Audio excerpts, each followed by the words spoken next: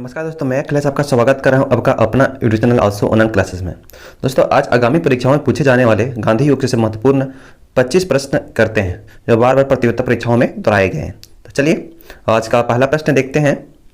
गांधी ने सत्याग्रह क्रियाविधि सबसे पहले कहाँ प्रयुक्त की थी? तो गांधी ने सत्याग्रह क्रियाविधि सबसे पहले जो प्रयुक्त की थी वह चंपारण में किए थे। ठीक है, चंपारण में 1917 ईस्वी में बिहार चंपारण में है, जो बिहार है में चंपारण स्थित है। तो वहाँ पे गांधी जी ने सर्वप्रथम आंदोलन किया था। ठीक है, तो पूछा गया है कि महात्मा गांधी ने सत्याग्रह क्रियाविधि कहाँ शुरुआत की थी? तो चंपारण से शुरुआत की थी। तो ऑप्शन मेरा ए सही है।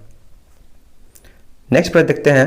अंग्रेज पुलिस ऑफिसर कैप्टन सैंडर्स किसके द्वारा गोली से मारा गया था? तो वह भगत सिंह ने सैंडर्स की हत्या कर दी थी। तो यह है ऑप्शन डी। अगला महत्वपूर्ण प्रश्न है, जय हिंद का नारा किसने दिया? तो जय हिंद का जो नारा दिया गया था वो सुभाष चंद्र बोस जी के द्वारा दिया गया था। ऑप्शन ए है। इन्होंने जय हिंद का भी नारा दिया और दिल्ली चलो का भी नारा दिया है। तो ऑप्शन ए सही है। अगला महत्वपूर्ण प्रश्न है, निम्नलिखित में से किस वर्ष में मुस्लिम लीग ने एक पृथक राष्ट्र संकल्पना या संकल्प पाकिस्तान प्रस्ताव स्वीकार किया था? तो यह जो वर्ष था 1940 ईस्वी। ऑप्शन मेरा डी सही है। नेक्स्ट प्रश्न देखते हैं। वर्ष 1947 के बाद निम्नलिखित में किस राज्य को भारत संघ में सैनिक कार्रवाई द्वारा बलपूर्वक मिलाया गया था? तो वह जो राज्य था वह हैदराबाद था। Option A. अगला महत्वपूर्ण प्रश्न है, किसने कहा था तुम मुझे खून दो मैं तुम्हें आज़ादी दूंगा? तो किनके द्वारा कहा गया था? तो ये सुभाष चंद्र बोस जी के द्वारा कहा गया था। Option A. अगला महत्वपूर्ण प्रश्न है, देश बंधु की उपाधि संबंधित है। देश बंधु के उपाधि से किसे हम जानते हैं? तो चित्तरंजन दास को देश बंधु बोला जाता है। तो ऑप्शन बी है। अगला महत्वपूर्ण प्रश्न है, कांग्रेस का 1929 का अधिवेशन जिसमें पूर्ण स्वराज का लक्ष्य घोषित किया गया था कहाँ पर हुआ था? तो ये जो पूर्ण स्वराज का जो लक्ष्य अधिक किया गया था तो ये जो हुआ था वो लाहौर में हुआ था, 1929 का अधिवेशन। ठीक है, ऑप्शन सी है। अगला महत्वपूर्ण प्रश्न है, कांग्रेस ने भारत छोड़ो आंदोलन का प्रस्ताव किस वर्ष पारित किया? तो कांग्रेस ने भारत छोड़ो आंदोलन की जो प्रस्ताव पारित किया था वो ऑप्शन सी 1942 ईस्वी में प्रारंभ किया। इसी से भारत का अंतिम स्वतंत्रता संग्राम 1942 की आंदोलन छिड़ी थी। तो ऑप्शन मेरा सी सही है। अगला महत्वपूर्ण प्रश्न है, असहयोग आंदोलन 1920-22 को क्यों निलंबित किया गया?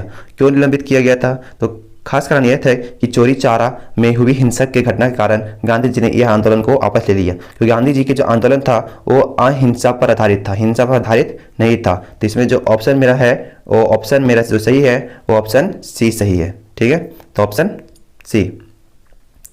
अगला महत्वपूर्ण प्रश्न है, वर्ष 1919 में जलियांवाला बाग हत्याकांड कहाँ पर हुआ था? तो 1919 में जलियांवाला बाग हत्याकांड जो हुआ था वो अमृतसर में हुआ था। अमृतसर कहाँ है? पंजाब में है। ठीक है, तो अमृतसर में ही जलियांवाला बाग हत्याकांड हुआ था, क्योंकि वैसाखी के दिन थे तो सारे लोग इकट्ठा होकर वाद विवाद कर रहे थे। उसी बीच अंग्रेज अधिकारी ने जाके उस पर गोली चला दी। तो अमृतसर में जलियांवाला बाग हत्याकांड हुआ था।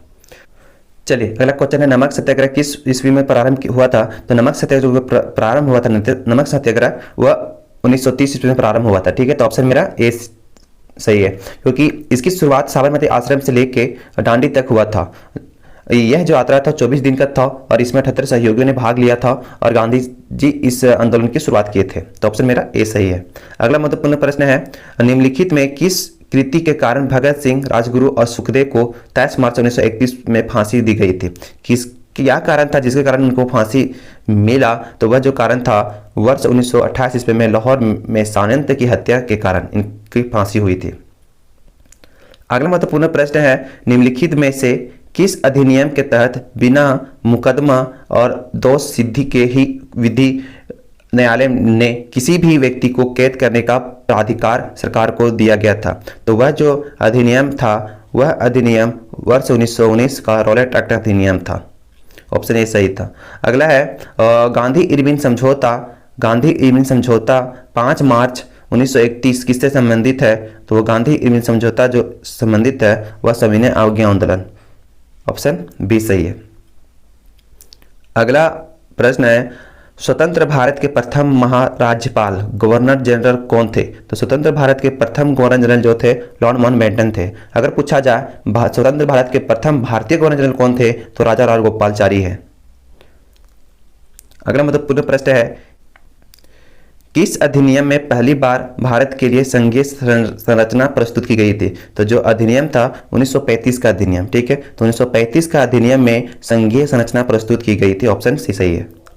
अगला महत्वपूर्ण प्रश्न है, काकोरी ट्रेन डकैती कांड के नायक कौन थे? तो काकोरी ट्रेन डकैती कांड के जो नायक थे वह थे राम प्रसाद बिस्मिल। Option A. अगला महत्वपूर्ण प्रश्न है, 1919 के अधिनियम में द्वैत शासन धारणा को जिस व्यक्ति ने परिचित कराया वह कौन था? किसके द्वारा परिचित किया गया था? तो जेम्स फोर्ड था, ठीक है। इसलिए बोला जाता है कि मॉन्टेग्यू जेम्स फोर्ड जो अधिनियम आया था 1919 का अधिनियम था, ठीक है। तो इसमें आपका डी ऑप्शन सही है। अगला महत्वपूर्ण प्रश्न है, निम्नलिखित में से किस नेता फरवरी 1946 को रॉयल इंडियन नेवी को विद्रोहियों को आत्मसमर्पण के लिए राजी किया था? तो कौन से नेता थे जो राजी किए थे? तो वह थे वल्लभ भाई पटेल और मोहम्मद अली जिन्ना। Option C.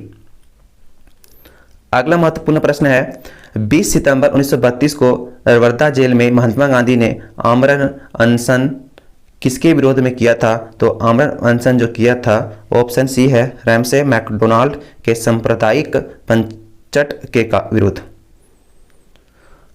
अगला महत्वपूर्ण प्रश्न है जो बार बार पूछता है प्रतियोगिता परीक्षाओं में, निम्नलिखित आंदोलनों में इसमें महात्मा गांधी ने भूख हड़ताल को एक हथियार के रूप में पहली बार प्रयोग किया था? तो वह प्रयोग किए थे महात्मा गांधी ने 1918 का अहमदाबाद मिल मजदूर हड़ताल, ठीक है। तो ऑप्शन सी सही है। अगला महत्वपूर्ण प्रश्न है, जालियांवाला बाग में गोली चलाने का आदेश दिया था? किसने दिया था जालियांवाला बाग में गोली चलाने का आदेश? तो गोली चलाने का जो आदेश दिया था वो RIH डायर ने दिया था, ठीक है। तो ऑप्शन मेरा सी सही है। अगला महत्वपूर्ण प्रश्न है, महात्मा गांधी को सर्वप्रथम राष्ट्रपिता किसने कहा था? तो महात्मा गांधी को सर्वप्रथम जो राष्ट्रपिता कहा था वो सुभाष चंद्र बोस जी के द्वारा कहा गया था। तो ऑप्शन सी सही है। अगला महत्वपूर्ण प्रश्न है, भारतीय राष्ट्रीय कांग्रेस के सबसे अधिक समय तक अध्यक्ष कौन रहे थे? तो भारतीय राष्ट्रीय कांग्रेस के सबसे अधिक दिनों तक जो अध्यक्ष रहे थे वह थे अब्दुल कलाम आजाद। ऑप्शन मेरा ए सही है। तो इस प्रकार हम लोग 25 महत्वपूर्ण प्रश्न किए जो बार बार प्रतियोगिता परीक्षाओं में पूछे जाते हैं। तो यहाँ पे विभिन्न प्रतियोगिता परीक्षाओं में पूछे गए गांधी युग से महत्वपूर्ण प्रश्न यह भाग 1 था। इससे संबंधित और प्रश्न लेकर आएंगे। तो आज का सेशन में यही समाप्त करता हूँ, फिर मिलेंगे नेक्स्ट वीडियो में। Thank you.